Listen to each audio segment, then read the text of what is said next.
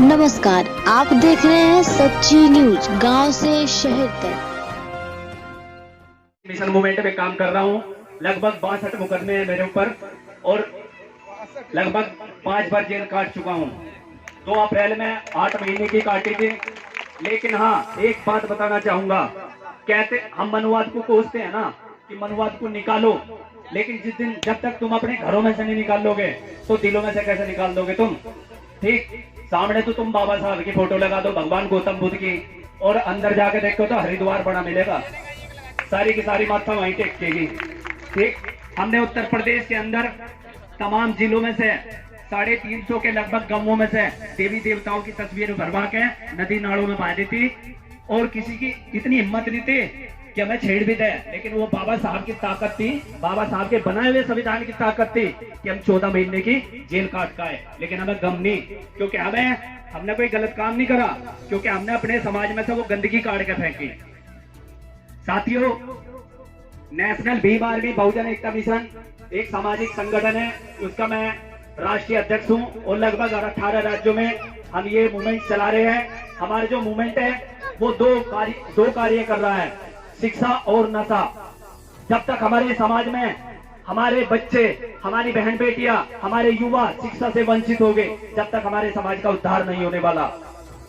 ठीक, दूसरा, जब तक हमारे समाज में ये नशा पनपेगा, जब तक छोटे छोटे बच्चे गुटखा, खैनी और दारू, आदमी मर रहा तो दारू पी रहे, शादी हो रही तो दारू पी रहे, मतलब कुछ भी होगा हमें फंक्शन, दारू जरूर चलेगी।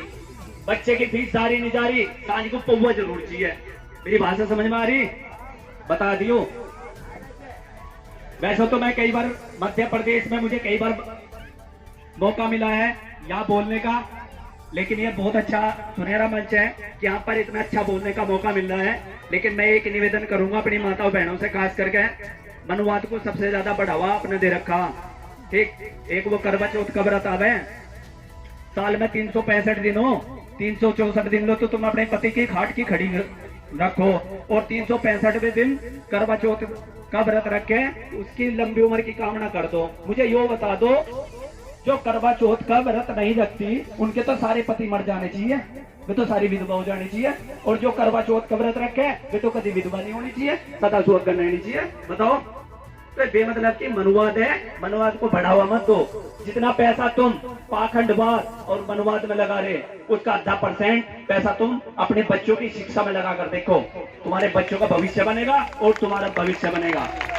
और आज जो देश भर के अंदर हमारी बहन बेटियों पर शोषण, अत्याचार, बलात्कार, इस तरीके के शोषण जो होता है, ये हमारी अपनी कमी है, क्योंकि हम खुद तो मुच्छों पे ताव देके धन्ना सेठ बन गए, पत्ते खेलना और दारू पीवे, और अपने बच्चों को कभी जाकर स्कूलों में नहीं देखते कि हमारा बच्चा पढ़ रहा नहीं पढ़ रहा, और बहन बेटियों को झगड़ों में भेजता है।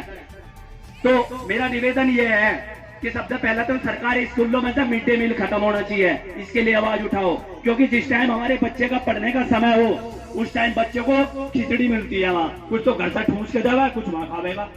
ठीक, दूसरी बात, भाई सीधी सी बात है, हमें खिचड़ी नहीं चाहती। गवर्नमेंट से ये डिमांड करो, सरकार से ये मांग करो कि भाई हमें खिचड़ी नहीं चाहिए, हमें उस बच्चे की पोषण राशि चाहिए, ताकि वो पैसा उस बच्चे की शिक्षा में काम आ सके।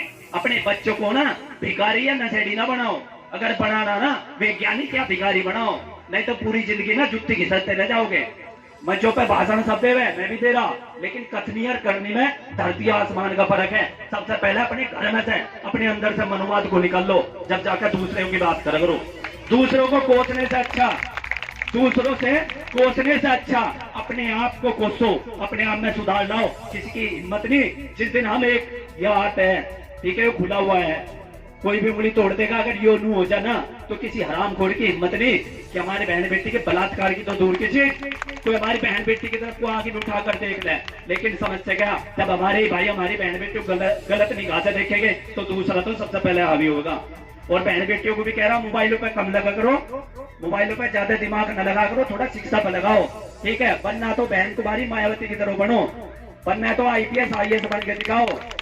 ये फालतू चीजों में कुछ नहीं रखा। और मैं बता दूं, उत्तर प्रदेश के अंदर हम लोगों ने अभी 10 जनवरी से कंपटीशन क्लास की कोचिंग सेंटर खोला है, जिसमें 500 बच्चे पढ़ रहे हैं। अगर उनमें से 100 बच्चों का भी नंबर आता है तो ये बताओ समाज के लिए कितनी बड़ी उपलब्धि होगी। ठीक, ना तो भाई कोई नेता काम आता, ना कोई पार्टी काम आती। अगर काम आता है तो वो एक संगठन काम आता है, और संगठन में वो ताकत होती है अच्छी से अच्छी सरकार को झुका दे। 2 अप्रैल भाई साहब ने बताया था, 2 अप्रैल में तो हमने ट्रेलर दिखाया था, अब क्या छेड़ के दिखा दियो, पूरी पिक्चर ना बना दी तो गारंटी इस बात की। भाई उन 13 लड़कों ने जो बेचारा ना बलिदान दिया, कभी किसी ने जाकर ये नहीं पूछा होगा उसके घर में कि उसके घर में रोटी बन रही नहीं बन रही।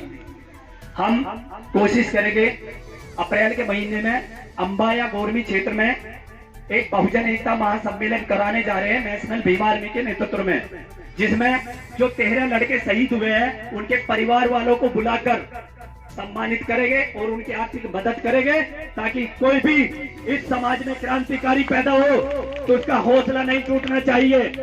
वरना भाई सीधी बात करो गुलामी, हम भी मर जाएंगे, हम यूपी में मरोगे, तुम एमपी में मरोगे। जय भीम, नमो बुद्धाय, जय संविधान, जय भारत।